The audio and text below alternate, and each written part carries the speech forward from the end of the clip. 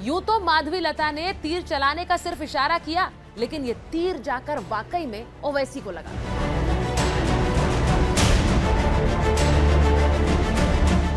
अंग्रेजी में giant killer शब्द का इस्तेमाल ऐसी ही परिस्थितियों में किया जाता है। अंग्रेजी में एक शब्द है जायंट किलर। जायंट किलर उसे कहा जाता है जो सामने वाले अपने से ज्यादा शक्तिशाली प्रतिद्वंदी को ध्वस्त कर दे, उसे चित कर दे, उसे पटकनी दे दे। सियासत में जायंट किलर शब्द उन लोगों के लिए इस्तेमाल किया जाता है जिनसे यह उम्मीद नहीं की जाती कि वो अपने से सामने वाले प्रतिद्वंदी को चुनाव में हरा देगा, लेकिन वो मादा रखता है और वो कर भी जाता है। अमेठी से स्मृति ईरानी ने राहुल गांधी को हिलाया। अमेठी से स्मृति ईरानी ने राहुल गांधी को हराया था तो वो जायंट किलर कहलाई थी। इन चुनावों में ऐसी ही एक शख्सियत की खूब चर्चाएं हैं जिनके लिए कहा जा रहा है कि वो जायंट किलर बन सकती हैं, यानी अपने सामने वाले शक्तिशाली प्रतिद्वंदी को चित कर सकती हैं। वो शख्सियत है हैदराबाद से बीजेपी की प्रत्याशी माधवी लता। माधवी लता पेशे से डॉक्टर हैं, अपना एक अस्पताल चलाती हैं, लेकिन एक कट्टर हिंदुत्ववादी छवि की नेता के रूप में भी जानी जाती है। इस बार चुनाव में उनके सामने असदुद्दीन ओवैसी। हैदराबाद सीट जो कि है ओवैसी की अपनी सीट, एक तरह से सियासी और पारिवारिक सीट मानी जाती है, उस सीट पर वो ताल ठोक रही हैं। असदुद्दीन ओवैसी को इस सीट पर हरा देंगी ऐसा दम भर रही है और बहुत से लोग मानते हैं कि माधवी लता ये कर भी सकती हैं। आपको बताऊं कि हैदराबाद की सीट 1984 से ओवैसी परिवार के नाम रही है। 20 साल तक असदुद्दीन ओवैसी के पिता उस पर सांसद रहे। उसके बाद ये सीट असदुद्दीन ओवैसी ने जीतनी शुरू की। इस बार बीजेपी ने हैदराबाद में ओवैसी के गढ़ में सेंध लगाने के लिए माधवी लता को उतारा है। माधवी लता इस बार इतनी सुर्खियां बटोर रही हैं कि शायद असदुद्दीन ओवैसी भी नर्वस है। शायद असदुद्दीन ओवैसी को भी लग रहा है कि कहीं इस चुनाव में वो हार ना जाए। और मैं क्यों कह रही हूं, जरा ये सुनिए। रिश्ता तो पता चल रहा है, आज तक तो भाई का रिश्ता समझी, ये तो इससे अधिक है। ये भाइयों के रिश्ते से भी अधिक रिश्ता दिख रहा है। इसीलिए ना असदुद्दीन ने उनको मदद देने के लिए ये लोग आज तक कैंडिडेट को, उम्मीदवार को नहीं ठहराए। जीत गए तो सारे वक्फ बोर्ड के लैंड जो हड़प लिए ना उन्होंने सारे बाहर निकालूंगी मैं। तलाक के विरुद्ध में वोट डालना चाह रहे थे, इसका मतलब है वो चाहे मुसलमान हो या हिंदू हो, औरत जात से वो मर्यादा नहीं रखते हैं, औरत को वो आगे बढ़ने नहीं देंगे। इस प्रकार के राजनीतिक ने जब तक पॉलिटिक्स में है, औरत की बढ़ावा, औरत आगे कभी नहीं बढ़ेगी। सारी औरतों से मेरा यही कहना है, अगर आपको आगे बढ़ना है, मुसलमान औरत रहने दीजिए, हिंदू औरत रहने दीजिए, असदुद्दीन जी जैसे लोग जब तक रहेंगे, औरत का कोई भी मर्यादा आगे नहीं बढ़ेगी। और आगे भी को जूम करके देखो साहब आप, ये जो वीडियो चल रहा है, ये श्री राम नवमी के दिन हम रामचंद्र जी को राम बाण से मानते हैं। राम बाण यानी सर दुष्ट निवारण और सर्व दुख निवारण। हम ओल्ड सिटी में हर भाई और बहनों का, पसमंदे अपसमंदी के लोगों का अपना दुख निवारण के लिए ये जो है हम उस दिन रामचंद्र जी से प्रार्थना कर रहे थे। अब यहाँ पे मस्जिद कहाँ आया बताओ आप। असदुद्दीन जी ना माहिर हो गए, भड़काऊ स्पीच ही दे रहे थे अब तक, और भड़काऊ वीडियोस भी बनवाने लग गए लोगों से। तसल्ली नहीं हुई इनको आज तक, बंटवारा करने में जो आगे निकले ना, तसल्ली नहीं मिली इनको। लेकिन साहब हमारे सर पे तो राम का भी हाथ है, रहीम का भी हाथ है, भूलो नको आप।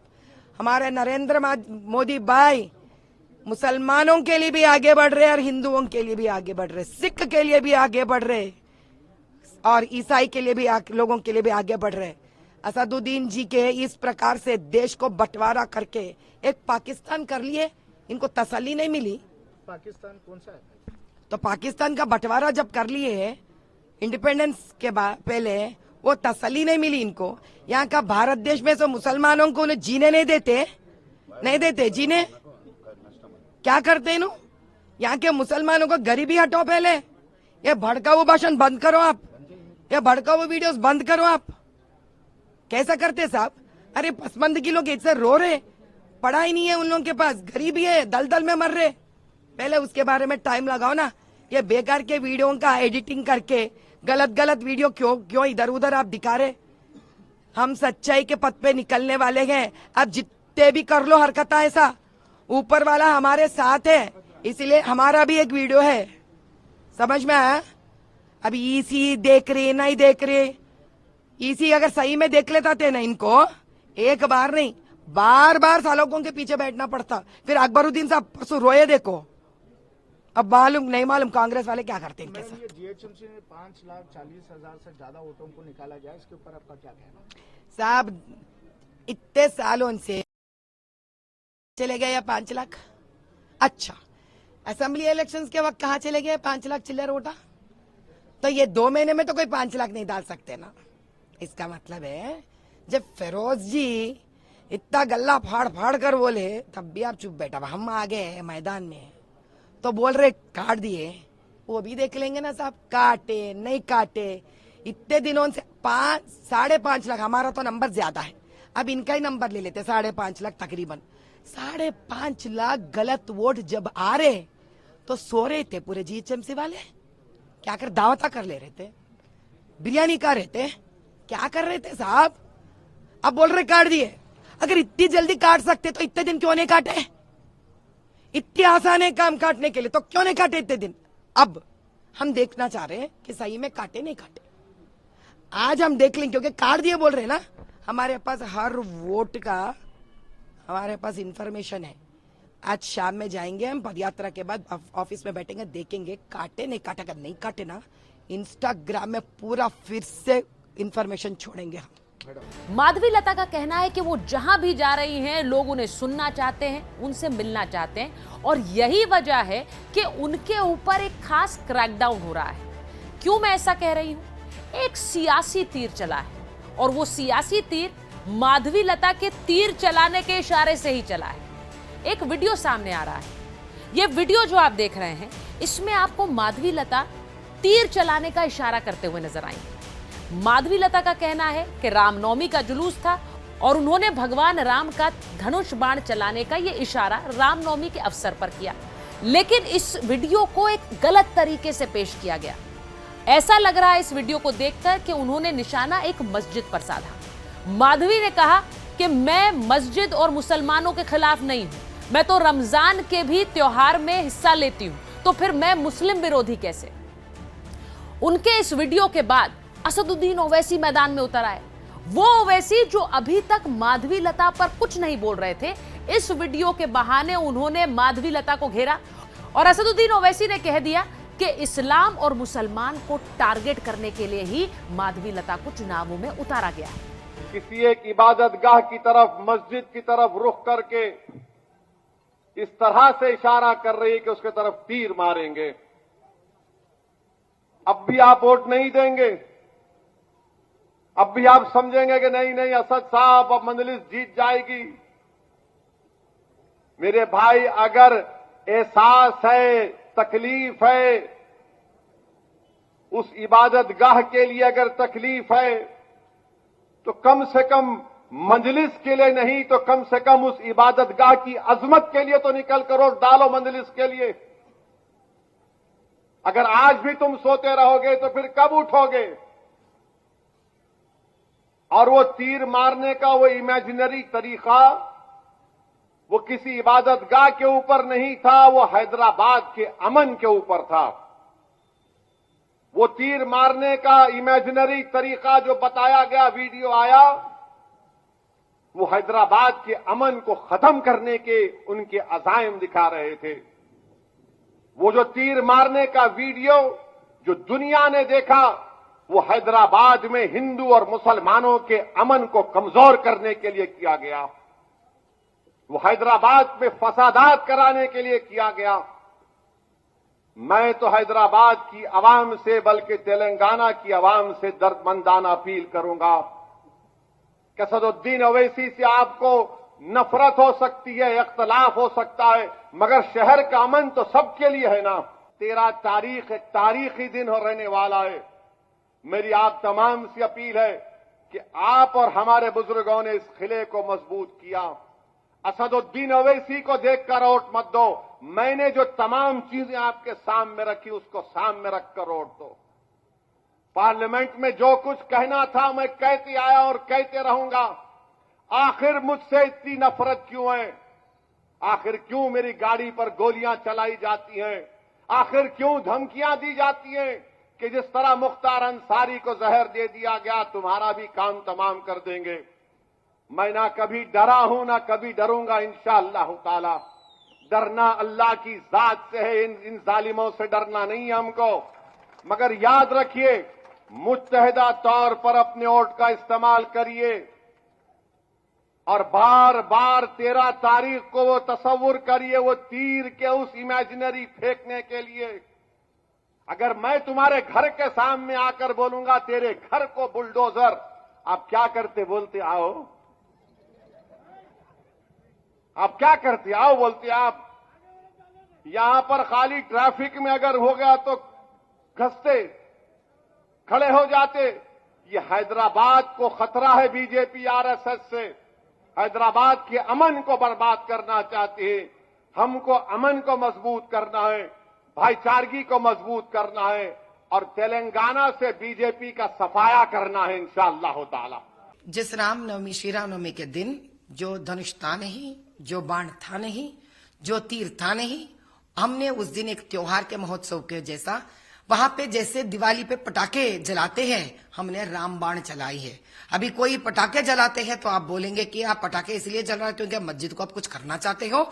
इसी प्रकार से ये तीर का भी एक नया अंदाज से एक कमेंट हमारे ऊपर, एक गलत बात हमारे पे दर्ज किया गया है। हालांकि उस मोबाइल में कहीं पे भी जहां हम तीर चला रहे थे मस्जिद नहीं था। अभी आप उस फोन को कोई और दिशा में दिखाना चाह रहे हो तो मस्जिद ही नहीं कुछ और भी आप दिखा सकते हो अगर आप चाहते हो तो। मैं एक ही बात सारे मुसलमान भाई बहनों को कह रही हूं कि ये लोग डर गए हैं। पता है क्यों डर गए हैं?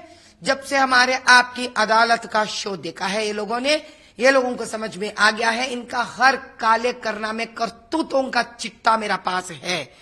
हम उन सारे मुसलमान भाइयों के साथ हैं जिन्होंने इनका हर गलती को बाहर निकालने के लिए मार भी खाए हैं, जेल के सलाखों के पीछे भी गए थे।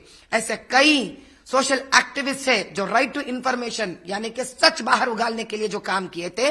मस्जिदों को तोड़े जो ये लोग, ये आशिकाना को जो तोड़े ये लोग, कब्जा करे ये लोग, हराम का हर काम करे ये लोग, सहायता करे, हाथ बढ़ाए, उनका बाहर निकालने के लिए ये लोग मुसलमान तक को नहीं देखते हुए इनको सलाखों के पीछे फेंक दिए ये लोग।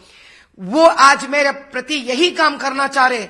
अरे मुसलमान भाइयों जागो जागो। ये कहीं मस्जिद को भी नहीं छोड़ता, ये कहीं मंदिर को भी नहीं छोड़ते। ये लोग जो सच्चाई में बाहर निकालने आई हूं, जिस वक्फ बोर्ड का हर सच में बाहर निकालूंगी, इसी का डर लग गया इन लोगों को। इनको पता है मैं मुसलमानों के साथ ठहरूंगी, इनका ये हरकत नहीं चुप बैठूंगी। अभी मैं हर सच आपके सामने लेके आऊंगी। देखिए आप, ये जो बलाला जो मलकपेट के एमएलए है, उनके छोटे भाई फैजल बिन अब्दुल बलाला, कोर्ट स्वयं दिया इन्होंने।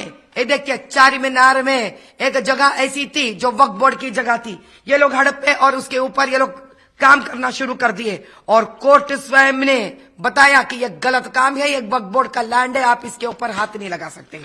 दूसरा ये देखिए, ये है कुंजे आफियत। ये कुंजे आफियत ऐसा एक जगह है जिसमें नासर अपार्टमेंट्स बना दिए गए हैं। ये शांति नगर में है, ये 1 एकड़ का लैंड है। इसमें भी आरटीआई एक्टिविस्ट मोहसिन बिन हुसैन अल कासरी, आप उनसे जाके पूछिए क्या ये सही है कि ये लोग ने कब्जा किया है। और इन्हीं का आरटीआई एक्टिविस्ट मोहसिन साहब कहते हैं कि वक्फ बोर्ड का ये प्रॉपर्टी में एमआईएम के एमएलए सारे लोग चुप बैठे हुए और लोगों को हड़पने दिए हैं। ये और एक दीजिए, देखिए मस्जिद जो ये बीचों बीच यहाँ पे मस्जिद है, ये मस्जिद को तोड़ा गया है। ये मस्जिद कहाँ है? 97, 98, 99 बालापुर में है। और पता है इस मस्जिद का क्या उम्र है? 4000 साल, 400 साल, यानी कि चार मीनार का उम्र क्या है? ये मस्जिद का वही उम्र है। और इस मस्जिद जो कुतुबशाही मस्जिद क्या कहा जाता है, इसको भी ये लोग जो बालापुर में है हड़प लिए गए और इसके ऊपर भी इन्होंने केस चलाए, लेकिन कोई फायदा नहीं रहा।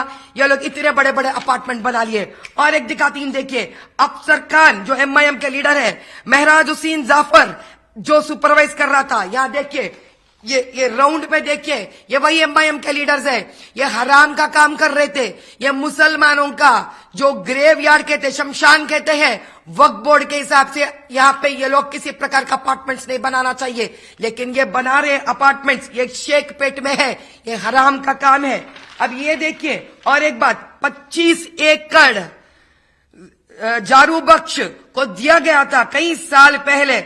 यहां पे भी beginning with the late Salahuddin Owaisi, aka Salar to his kids Asaduddin Owaisi, Akbaruddin Owaisi, other MIM leaders including former MLA Karwan Mohammed Muqtada Khan, aka Afsar Khan, महराज हुसैन जाफर, ये सभी लोग इसमें शामिल हैं जो यहां पर इस प्रकार के अपार्टमेंट्स बने गए थे। ये वक्फ बोर्ड का लैंड है। अभी इसके बाद और एक कारनामा मैं समझाती हूं। Not only did MIM leader Muqtada Khan, aka Afsar Khan grabbed Waqf board property, कितना वर्थ का था ये, हंड्रेड्स ऑफ करोड़ मेहदीपट्टनम में। इसके लिए जब उस्मान अली हाजिरी साहब ने ठहरे, आवाज उठाइए, उनको ऐसा जेल भिजा दिया गया है। अब आप बताइए, इन लोग जब खुद के कौम के मुसलमान वक्फ बोर्ड के हर प्रॉपर्टी हड़पने के लिए, हड़पते हुए लोगों को रोकने के लिए एमआईएम वालों को इतना मेहनत करने के बावजूद अगर इनकी जिंदगी सलाखों के पीछे रह सकती है, तो एक हिंदू होने के नाते अगर मैं आगे बढ़ती हूं इनका सारे खुद के कौम, खुद के मजहब का हराम काम करने के लिए, ये कौन सी बड़ी बात नहीं है। ये डर्टी जो सोशल मीडिया में ये लोग जिस प्रकार के डिपार्टमेंट शुरू कर ये लोग हर उस सच्चा इंसान के लिए जो सामने आकर इस प्रकार के काम को दिखाना चाहते हैं, उनके ऊपर ये सोशल मीडिया ऐसे ही चलाते हैं। ये जो बंदा मेरे ऊपर एफआईआर किया है, मुझे पता है ये भी इनका एक कीत तोता है। मुझे पता है इनका एक ऐसा बंदा है जो इनके नाचता है इनके इशारों पर, पता नहीं उसका क्या है। ये लोग डरा के करवा रहे, धमकी देकर करा रहे। लेकिन असद जी, मैं आज बता रही हूं, सारे जितने वक्फ बोर्ड के प्रॉपर्टीज आपने हड़पे ना, वो और मंदिरों के जमीन भी जितने भी कब्जा हुए, मैं पूरा बाहर निकाल रही हूं। घड़ी आपका शुरू हो गया। आप जितना भड़काना चाहते हो भड़का लीजिए उन मुसलमानों को जो ये सच्चाई समझने पर अपने आंख बंद कर कर बैठे हैं, उन लड़कियों को जिनको दुबई भेजा जा रहा है लोगों से बार बार शादी करने के लिए। तो हर पसमंदा औरत समझ लीजिए, अगर हम मस्जिद के तरफ इशारा करना चाहते हैं तो हम रमजान के टाइम पर हजरत अली साहब का उस जुलूस में कभी नहीं ठहरते। हम ये समझिए, आपके पीछे पीछे पीठ वार करने वाले आपके खुद एमआईएम के लीडर्स हैं। जिस दिन ये सच आप जान जाएंगे, आपके आंख खोलेंगे। लेकिन आप ये सच जाने या ना जाने, लेकिन सच को बाहर निकालने के लिए मैं कतई नहीं डरूंगी। जान लो आप ये बात। माधवी पर इस वीडियो को लेकर एक एफआईआर दर्ज हुई है, लेकिन सिर्फ इतना ही नहीं है। प्रचार के दौरान एक महिला एएसआई ने जब माधवी से मुलाकात की तो उन्होंने उन्हें गले लगा लिया। इस पर उस महिला एएसआई पर कार्रवाई हुई, उन्हें ड्यूटी से निलंबित कर दिया गया है। अब सवाल यह है कि क्या वहां की सरकार खासतौर से माधवी के ऊपर इस तरह के मामले दर्ज कर रही है? माधवी का तो यही कहना है कि उनके आने से असदुद्दीन ओवैसी के गढ़ में हलचल है, वो डरे हुए हैं और इसीलिए ये माधवी को रोकने के कुछ तरीके हैं। अब आपको यह भी बताती हूं कि हैदराबाद लोकसभा सीट में ही गोशा महल विधानसभा सीट आती है। गोशा महल से बीजेपी के विधायक हैं टी राजा सिंह। टी राजा सिंह को आप अच्छी तरह से जानते होंगे, अपने कई बयानों से वो विवादों में रहे हैं, कई बार उन पर एफआईआर दर्ज हुई है। उनको अपने बयानों के चलते पार्टी ने भी एक बार उनसे किनारा कर लिया था, लेकिन टी राजा सिंह अपने बयानों पर हमेशा बने रहते हैं। इस बार भी रामनवमी के मौके पर सरकार ने उन्हें जुलूस निकालने की इजाजत नहीं दी, लेकिन उन्होंने फिर भी जुलूस निकाला। इस पर उन पर एफआईआर भी हो गई। अब आप सोचिए कि हैदराबाद से एक तरफ टी राजा सिंह जो लगातार पिछले कुछ सालों से असदुद्दीन ओवैसी को चुनौती देते रहे हैं, वहीं अब ऐसा लग रहा है कि चुनाव के समय में ताल ठोकने के लिए उनके साथ उनकी बहन भी आ गई। माधवी लता अब लोकसभा सीट के लिए चुनाव लड़ रही हैं। गोशा महल से पहले से टी राजा सिंह विधायक हैं। अब ये दोनों मिलकर असदुद्दीन ओवैसी के हैदराबाद गढ़ में हड़कंप मचाए हुए हैं और यही वजह है कि इस बार चुनाव में सबसे ज्यादा चर्चाएं इसी सीट की हैं। अब सबसे बड़ा सवाल, क्या असदुद्दीन ओवैसी हैदराबाद की अपनी ये सीट इन चुनावों में हार सकते हैं? ये मैं इसलिए पूछ रही हूं क्योंकि चर्चाएं माधवीलता की बहुत जोरों पर है। माधवीलता सुबह से अपना कैंपेन शुरू कर रही हैं, रात तक वो लोगों के बीच रहती हैं, रोड शो कर रही हैं, जनसंपर्क कर रही हैं और उनकी सभाओं में बहुत भीड़ भी आ रही है। लेकिन सिर्फ इतना ही नहीं है, कांग्रेस ने अभी तक हैदराबाद सीट से अपना प्रत्याशी नहीं उतारा है। कांग्रेस का प्रत्याशी उतारने का मतलब सीधे सीधे ये है कि वहां पर जो मुस्लिम वोट होगा उसमें बिखराव होगा। मुस्लिम वोट में बिखराव यानी ओवैसी की वोट कम हो सकते हैं और इसका सीधा मतलब यह होगा कि फायदा माधवीलता को मिल सकता है। अब वो कांग्रेस पार्टी जो लगातार ये कहती रहती है कि असदुद्दीन ओवैसी बीजेपी की बी टीम है, क्या इस बार ओवैसी की बी टीम के रूप में उभर रही है? कांग्रेस कब अपना प्रत्याशी हैदराबाद सीट से उतारेगी, यह भी तय करेगा कि इस बार हैदराबाद सीट का गणित क्या रहता है और क्या वाकई इस बार माधवीलता जायंट किलर बन जाती है, असदुद्दीन ओवैसी को उन्हीं के गढ़ में उन्हीं की सीट पर चित कर देती है।